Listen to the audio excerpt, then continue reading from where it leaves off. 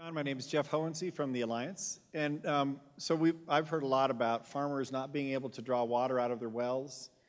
You know, John Hickenlooper not wanting to step into the middle of that and basically remanding farmers to deal with trying to pull water from municipalities, which is very different than what I heard you talking about, how there's an excess of water and farmers are getting money and there's plenty of water. Okay, I hope I didn't mislead you that there's plenty of water. I think there is adequate water, and water is a commodity. It's the use of it is private property right, and so our prior appropriation system protects those people that put the water to a beneficial use first, and so they become the highest in priority. The issue I think you're referring to on the farmers in Weld County that could not use their wells was because when you pump a well, depending on where you're at in Colorado, oftentimes you have to augment it, or you have to put water to mitigate the injury to the river that your well might cause. And in the case of these farmers, they didn't have adequate augmentation water. They pumped their wells only for a short period of time until they ran out of their allocation, and the river was low also.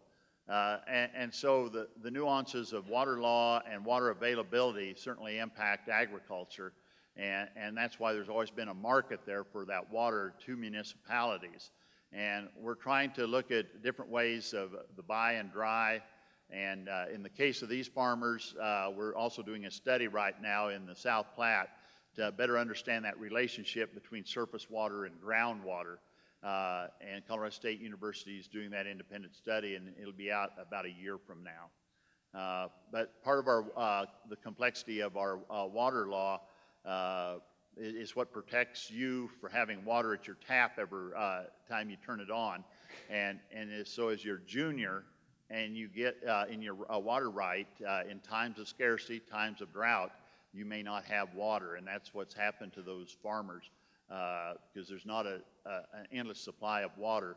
They only could pump their allocation and then they had to stop. And that's a real downer if you're trying to grow a crop. Hello, my name is Katie Bigner. I'm a project coordinator with Fort Collins Utilities. My main project is Fort Zed, but I'm also on the board of directors for the Colorado Water Innovation Cluster. I was pleased to hear your presentation today. I think it's a great venue to talk about the challenges related to water and energy. My question is related to the cost of water. For those of you familiar with the water and wastewater utilities, they face enormous challenges. And Fort Collins is very progressive, both through our water as well as our electric utility. But part of the challenges are related to energy use. We have aggressive goals related to climate action and a lot of challenges related to storage. So my question, you alluded a little bit to the various ways you can treat water. But the fact is that our water and wastewater utilities in Fort Collins use 90% of the electric use municipally. And while these folks that work at these plants are very innovative, there's a lot of challenges when the cost of water is very inexpensive. So to me, knowing what I do, I know how undervalued it is. But the question is what kind of conversations do the water utilities need to be having with their customers and stakeholders so they can do some of the innovative things like UV technologies that use more electricity but reduce other environmental impacts, or use more innovative technologies that often drive the cost of water rates up? Thank you. Yeah, well, you gave me a question wide enough that I can spend the rest of the day talking about it, I guess. But you know, the cost of water is something I didn't get into, but it is real and it's right before us, because one reason I think we have been fairly generous with water is because it has been so cheap.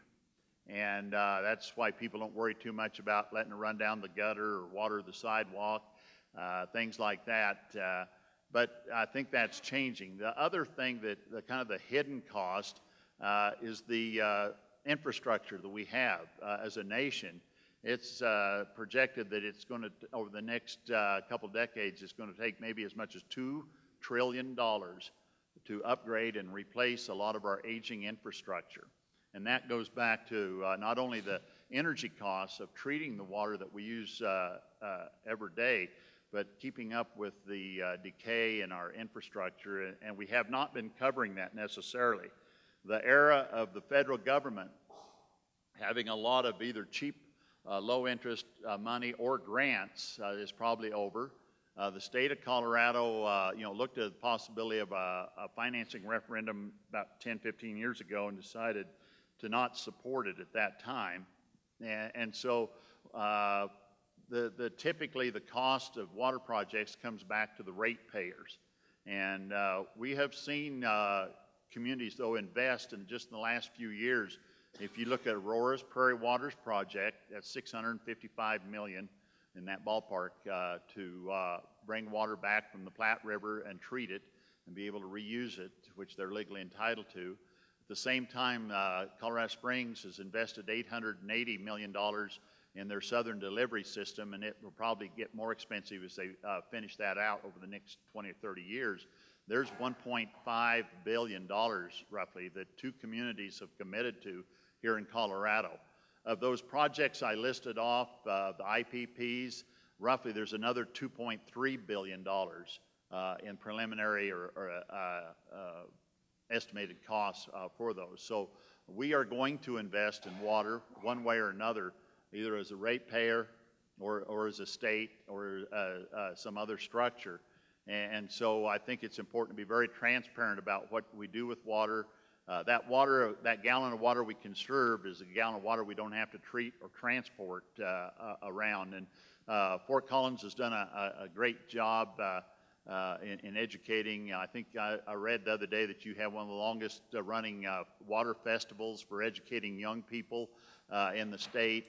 And so we're seeing a lot of outreach this year. We celebrate what we call 2012 Year of Water to celebrate many of the organizations that have been around 75 years or more and working with water.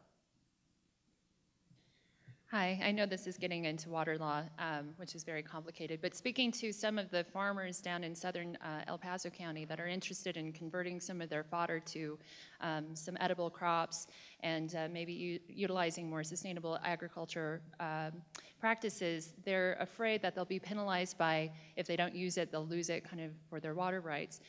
What conversations are happening at the state level to maybe address some of those concerns so that they can use conservation practices and best management practices, which will reduce the water intensive, I can't speak, intense water that they're using right now for alfalfa growing. Are there any conversations about how we can work with them? There are a lot of conversations going on about being more efficient and how we use water. And oftentimes we look at that chart I had up there, that graph that says, agriculture is using about 85% of the water initially in Colorado, and people quickly say, well, if they would just conserve another 10%, why then we'd have adequate water. It's not quite that simple, because the example you gave of that person's able to be more efficient, they're only entitled to use what they have historically used in a beneficial way. That's their consumptive use. The balance of the water that they've been using in the past to maybe deliver that consumptive use water belongs to the system. And that's, by system, I mean that's the river, that's their neighbor, that's sometimes a downstream compact with another state that we have certain obligations to deliver water to.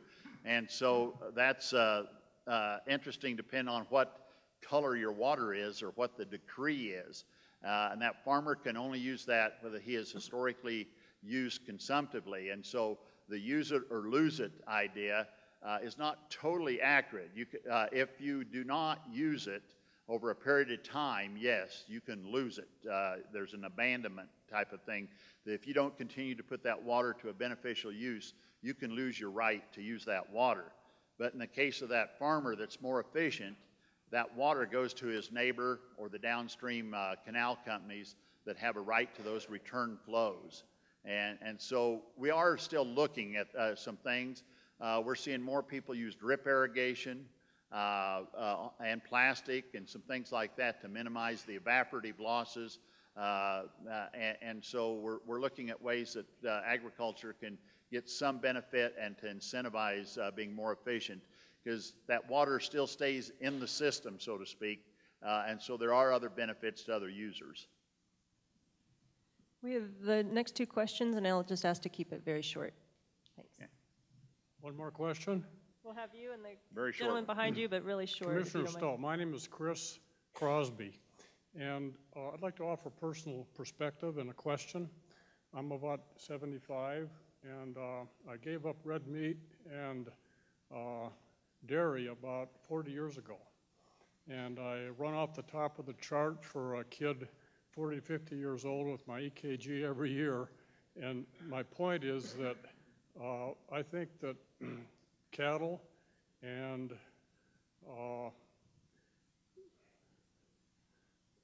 corn ethanol are two of our biggest culprits. I commend you for your dry land, and I'm wondering if, given the numbers you presented, which I've heard before, we're roughly talking about needing to double our supply of water in the next 40, 50, 60 years. It's not going to come from more rain or precipitation because of climate change. So I'm suggesting, and I'm asking, this is my question, is it possible you and the governor might consider discouraging cattle production, radical as it may seem, discourage corn ethanol, which is driving up foreign food prices already, and showing us a brave new future which has a chance of meeting your need for doubling water supplies in effect? Please. Well, in the light of being brief, no and no. I'm not surprised. Not to be facetious, but it's a bigger discussion we need to have because the livestock industry, first of all, agriculture is the #2 industry in this state, and the livestock industry makes up about 60% of that. And it's a lot of value added as we bring a lot of livestock in from other states because of our ideal climate for meat production and a lot of other ways that we use the assets of grazing in the state. And there's a lot of beef production in the state that's done without any corn supplemented to it. I'd also very quickly mention that we have 3 large ethanol plants in the state that produce about 10% of the fuel that we use as consumers statewide. And I think it's a better trade-off personally than buying it from a foreign country. The question is related to the one that you answered a couple of moments ago in terms of why is there very little being done programmatically addressing on-farm irrigation efficiency and water conservation? I know you already partially answered that question, but is this because of a lack of resources? Is it because of the traditional struggle between municipal and agriculture, or why is it? It's a good question. Part of it's the fact that water's been relatively inexpensive in the past. And I think as we've talked, that's going to change. We see some great innovation in technology in agriculture coming down, not only starting with even the genetics of some of the plants we're going to grow, but also the way we manage water systems. Out at the Yuma Irrigation Foundation Research Center there near Yuma, Colorado, they have a computer-driven, sensor-driven sprinkler, and it measures what the plant needs, what the soil has in it, and determines how much and where to water. Very interesting, and that's to preserve the water. But then we get into what we just talked about a while ago. Well, if I save a gallon of water, do I get to monetize it, or do I have to let it go back to the system? And because there's probably some other producer that has a right to that water that I don't use. And so, but there's a water innovation cluster, just like there's some energy clusters around. This one's up in the Fort Collins area. The Colorado Water Institute, Reagan Wascom's the director, and they're looking at a number of these technologies, Regenesis, Rubicon, are a few that I think of that have equipment and SCADA systems. I think that will revolutionize the way we can use water. then we're going to have to handle the political and sometimes the scientific question of what do we do with that water that we gain in those situations? Whose is it? Thank you.